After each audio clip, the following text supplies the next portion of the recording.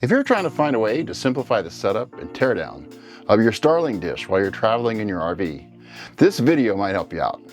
I'll show you how I wired a physical port into the outside of our Class C motorhome to easily and safely connect our Starlink dish to the Starlink router inside the RV. Over the last 4 years, we've traveled over 40,000 miles all over North America in our Class C motorhome.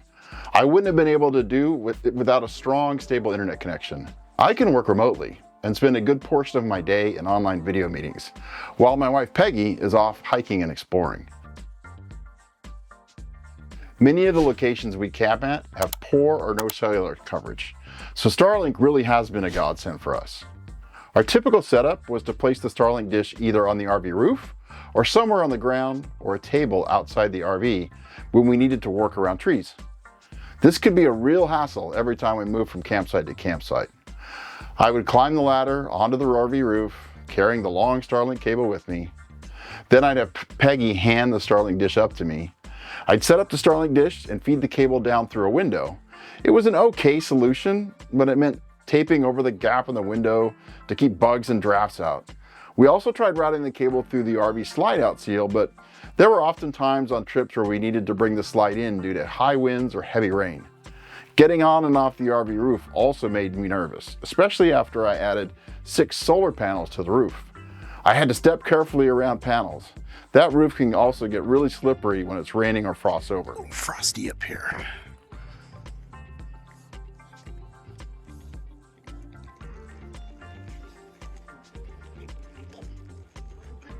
Trees become a major obstacle when it comes to Starlink performance.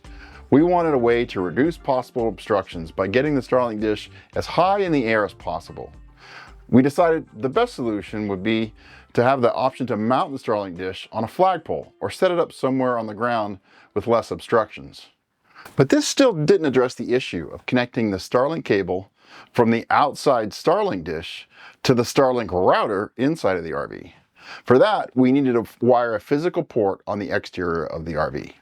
Our 32-foot Coachman Freelander has a lot of exterior storage. 2 people can literally sit in the basement area. I built a custom slide out for our Blackstone griddle in part of the basement area and still had a ton of available space. This is also where I relocated our battery bank to. Increased from 2 batteries to 6 batteries, added the solar charge controller, and rewired the entire RV to run off the inverter.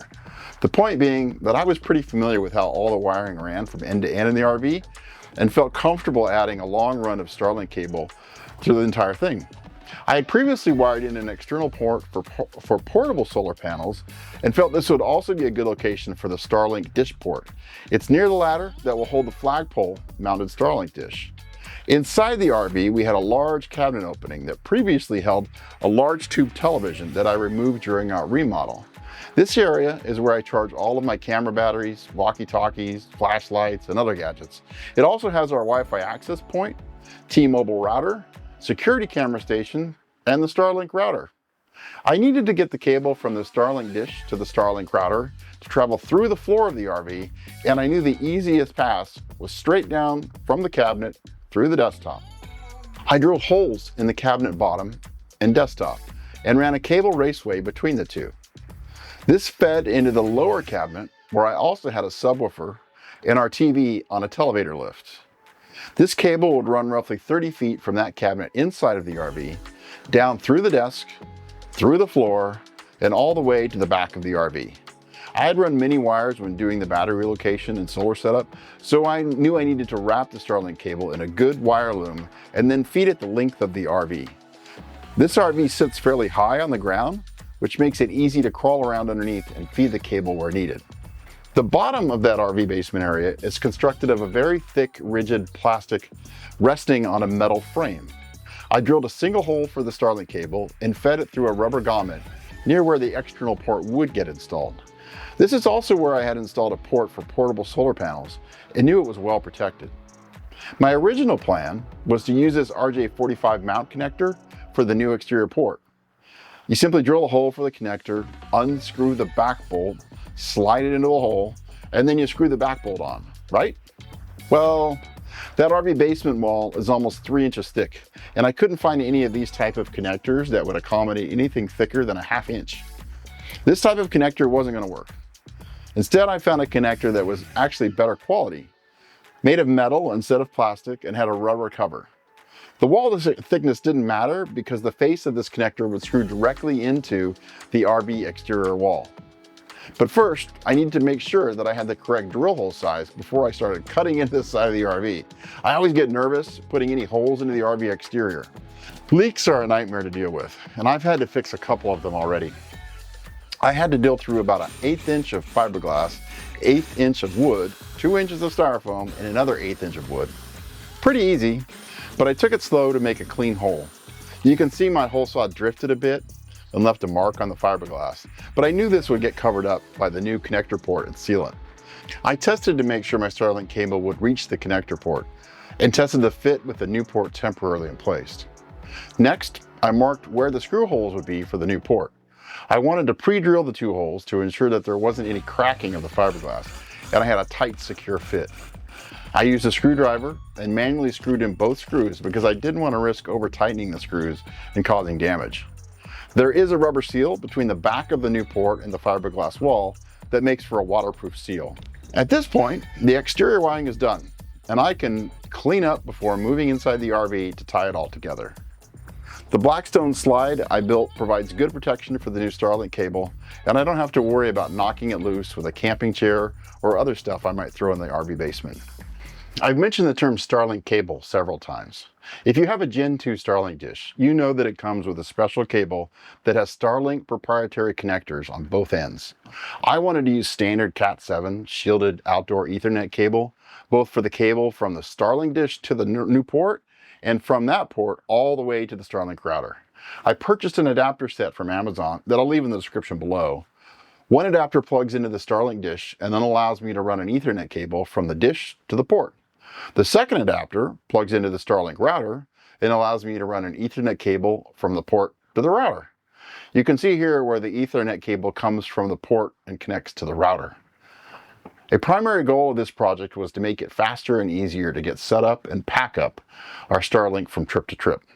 While I will always have to unpack and repack the actual Starlink dish every time, I didn't want to have to set up the Starlink router too. I needed a way to keep it securely mounted in the cabinet area, and I found a cheap $10 solution on Amazon to try out. It's really pretty basic. I mounted it using a couple of wood screws, then I fed the Starlink wires up through the base.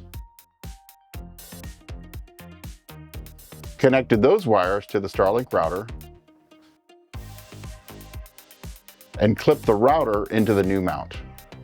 While it felt pretty secure, we drive on some pretty rough roads, and I knew that it would likely shake loose and fall. I screwed in a couple of zip tie mounts and then used a Velcro strap to give it the extra support it needed.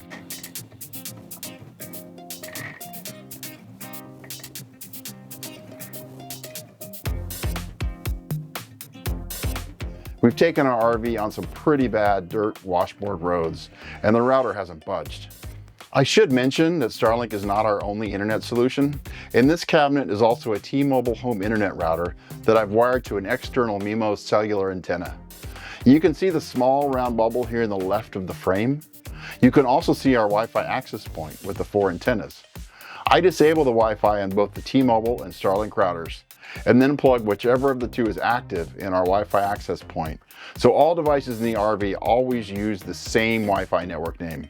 As a backup, we also have Verizon for our cell phones and AT&T for my iPad. We've been using this setup for about a year now with great success.